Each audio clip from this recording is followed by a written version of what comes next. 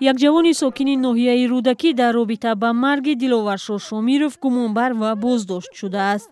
عکس جسد دلاورشاه ساکن 27 ساله دوشنبه 5 روز پیش در شبکه‌های اجتماعی چرخ میزد تا شناسایی شود. برآوردم شیما رفت.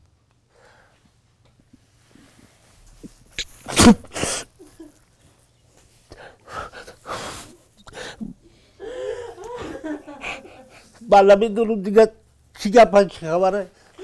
با گفت که روز بچه گفت که بره ای خوندم کورپس قرابالو ورچوی هم اکسپرت چیزوش هم باشه اونجا ده.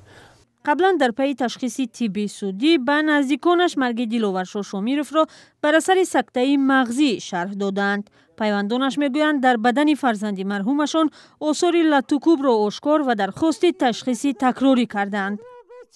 و وقتی شستن در خون شسته بودیم شد دیدم که پرای سرش درآمدگی بالای سرش گوش شکستگی. ما اومدیم اکسپرتیز فایرال کردیم اومدن دیدن که تاچ نزدگی دیدیم کرده. اومدن با هم راهوی کردیم کفن ایسر دیدن که زدگی همش مایه. بعد رفتن اون بچه را قپیدن. آوردن اون بچه پکازن دودگی که مزد میشه. مقامات ریاست کارهای داخلی شهر دوشنبه بازداشت یک جوان در مرگ دلاورشاه را تصدیق کرد. به گفته مقامات این جوان همراه با دلاورشاه در یک نقطه ماشینشویی یکجا کار میکرد و در پرسش‌های اولی اقرار کرده است که در پی یک بحث سر شستن ماشین با جوان مرحوم مناقشه داشت. نزدیکان جسد دلاورشاه را پس از 2 روز جستجو توسط یک اعلان در شبکه‌های اجتماعی پیدا کردند.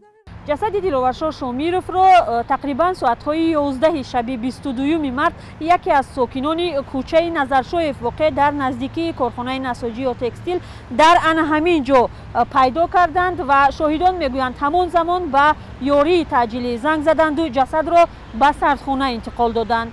دلاورشاه مرحوم 2 ماه اخیر در یک نقطه شستشوی ماشین ها کار میکرد. همکارانش میگویند روز سر زدن حادثه بین او و همکاری گمانبرشان در جای کار هیچ مناقشه مشاهده نکردند.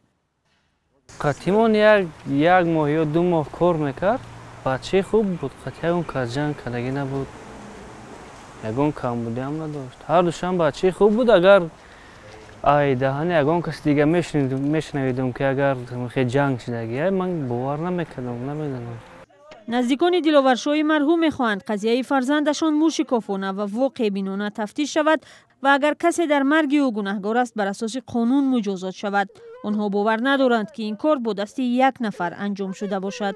مرا چی دکتر با جو کردم مرا چی نگفتن که دل شایدم سنیا که دست دیدن گوچی کفیده گیره زده گیره دیدن قویل نشیدن. التماس میکنم پریزیدن همی کارا جیزی بینن.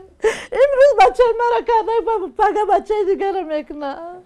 متخصصان مرکز جمهوریوی تشخیص طبی میگویند در تشخیص اولی مرگ او نشانه‌های اینسولت یا سکته مغزی را داشت، اما سنجش‌های بعدی معلوم کرد که او ضرب خورده است.